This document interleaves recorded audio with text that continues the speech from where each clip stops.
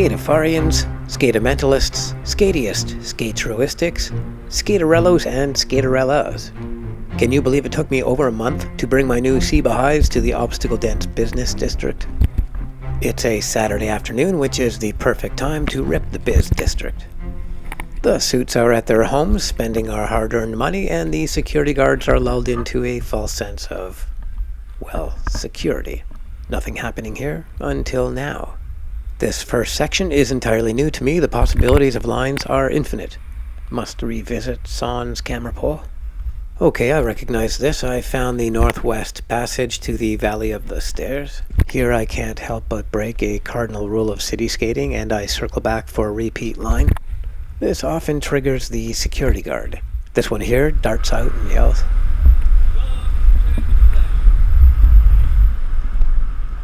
I give him a big happy thumbs up. You can't do that here? What is he talking about? I just did that. There. Hello? You can't do that here, eh? That guy. Thanks for the advice, though.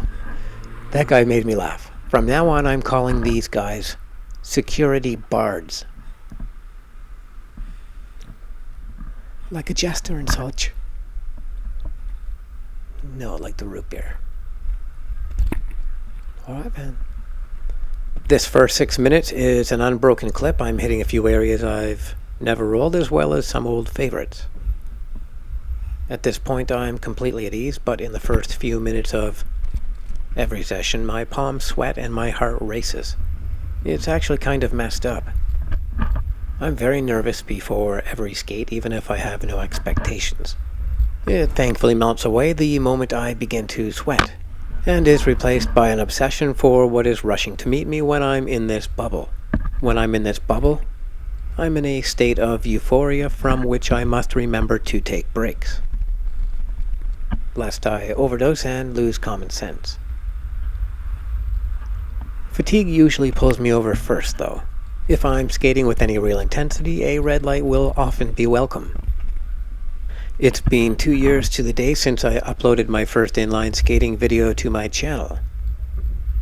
I also recently hit 10,000 subscribers. Thank you, brutes of the blunted blade, for your encouragement and support. I've had some remarkable conversations and interactions due to this channel, and I deeply appreciate every like, comment, or share. I try to enter comments regularly.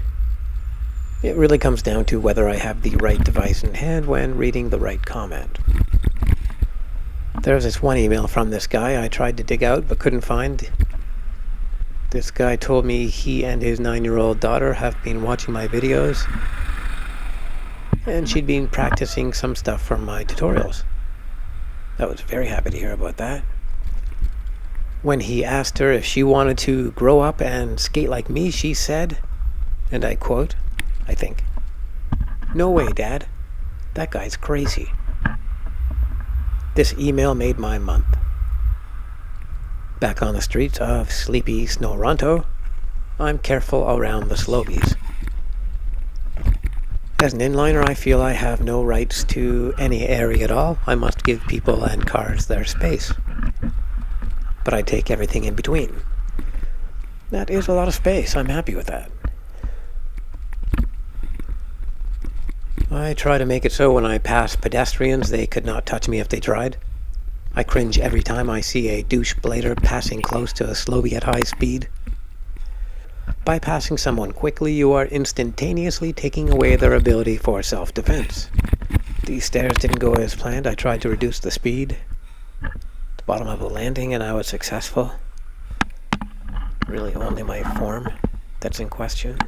We not only have a duty to protect the Slowbees physically and emotionally, but we few city skaters must also be ambassadors for a sport the whole world does not yet know it needs. We've put the spandex away. We're not dressing like spinning or aerobics instructors anymore. We don't even have a music man following us or blowing whistles at our group skates. Maybe the skate glut of the 90s needed the crash of 2002.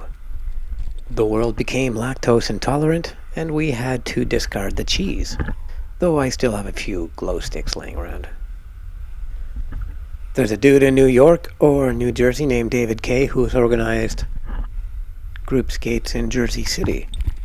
Shot the best invite to a group skate I've seen in ages, and has also attended a ton of skates and posted vids and pics regarding those skates. He's rolled the Coney Island, Baltimore, Brooklyn, Jersey City, Big Apple Roll, and many more, I think.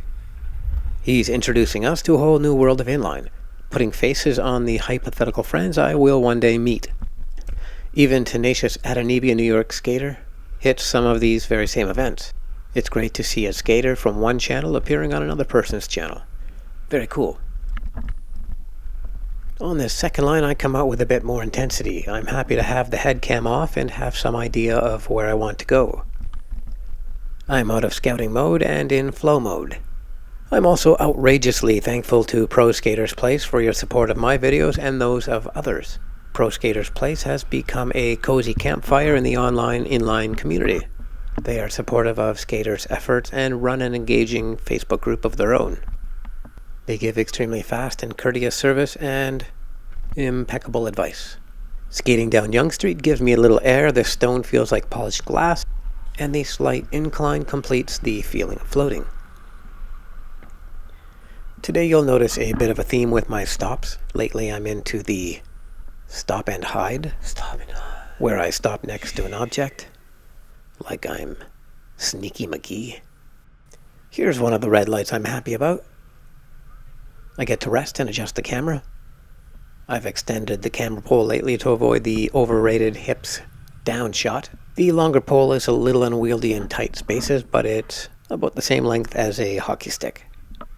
Traveling with it feels very much like I'm on the breakaway for a long lead pass.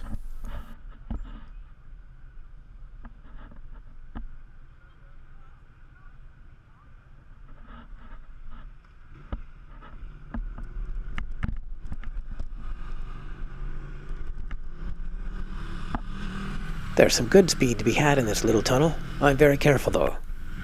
This very tar serpent I rolled into 3 years ago.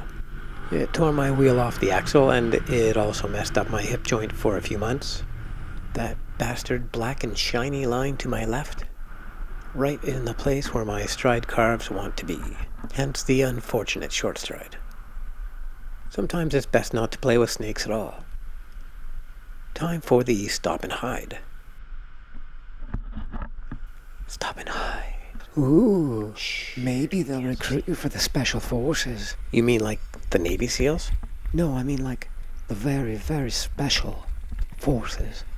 Okay, you'll remember my sermon on pedestrian consideration earlier. Forget everything I said for now. I'm at a really enjoyable clip, and I'm not going to waste any rubber on Stupidoes today. I give a warning and nobody looks up. Dad is texting and all the others are holding phones too. Yeah, that felt a lot like the game of Red Rover. How these people make it beyond the age of procreation in such a hard world might just be beyond a miracle. The alien intervention. They've got DNA from Jupiter. They've been under the Earth's crust for 4 million years. It's not theory, it's the truth. I'd love to carry a transport truck horn for just one skate. Blast people beyond reason. That would be fun. So, back on the marble, as sweaty as a drunk uncle on moving day, I opt for a slower line.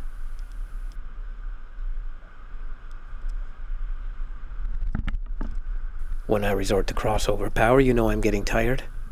I rarely roll around blind corners. Really only if I have a very wide line. And then just a little curb rolling.